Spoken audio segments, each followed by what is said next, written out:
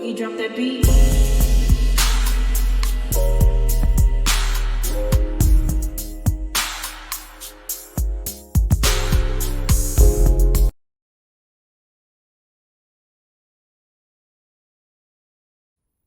Hi everyone, welcome to my channel, Talking Out Loud with Miss Talkative.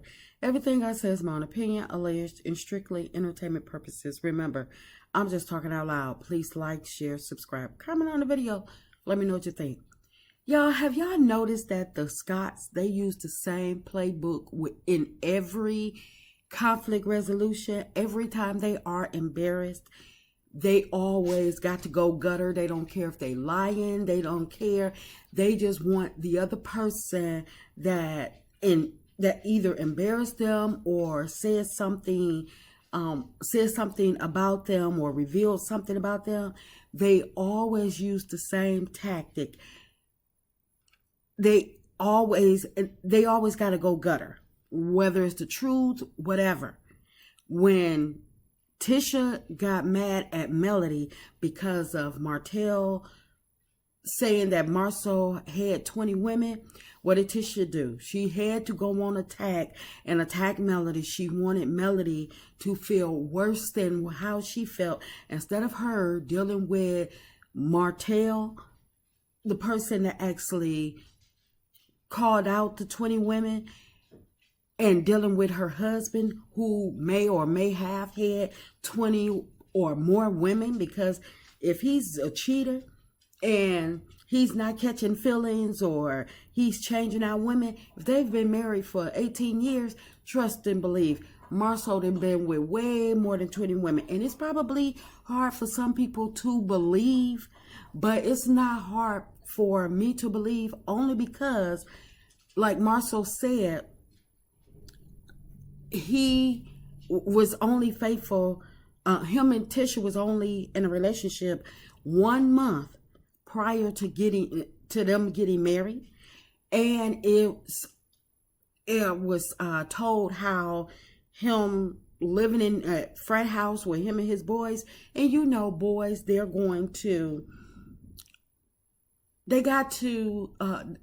a ego problem where they have to be with, they got to show off how many women they can attract or how many women they can be with, because within the last few years, how many women have come has been linked to Martel.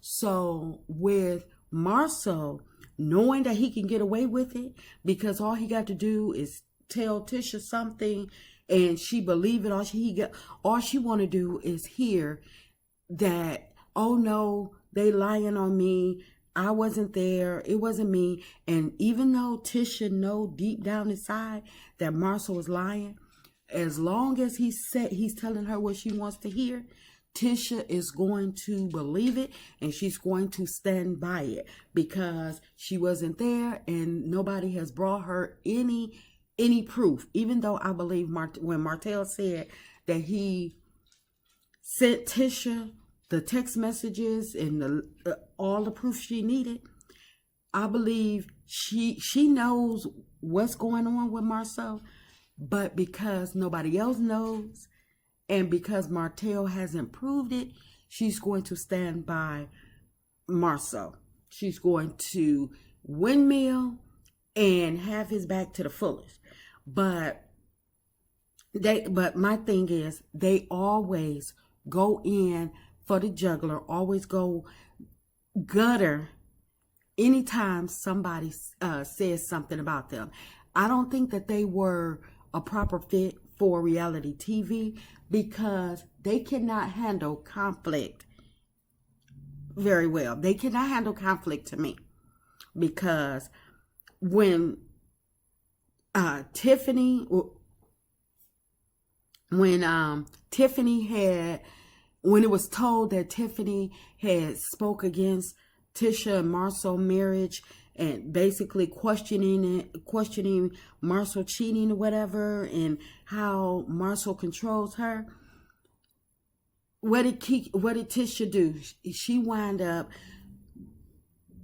with no proof, she started talking about how the Alabama streets was talking about how it's infidelity in the Whitlow's marriage. She immediately started attacking the Whitlow's marriage.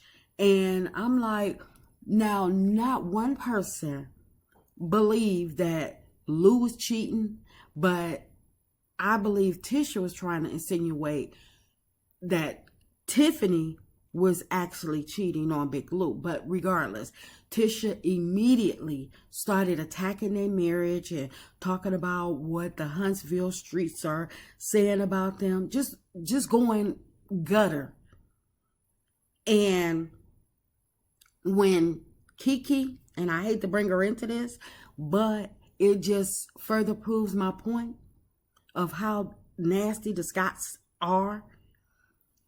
When Kiki threw that drink on Tisha when they was at the barbecue over at Scott's 2.0 house, and instead of them just, either waiting to talk to Kiki, or them just letting the whole situation die down, because they were embarrassed because of Kiki throwing a drink on Tisha, and because Kiki revealed that Marsau was possibly in a threesome with Tisha's hairdresser.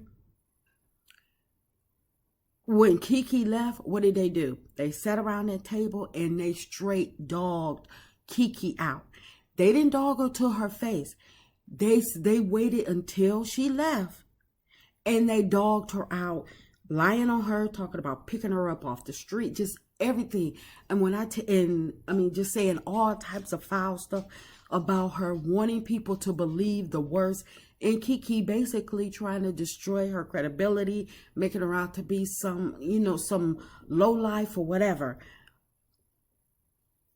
And Tisha didn't care that this was her cousin. She didn't care that this was supposed to have been her best friend at one time.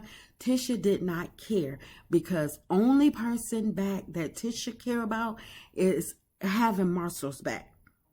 And when they did that to Kiki, I knew they didn't care about nobody.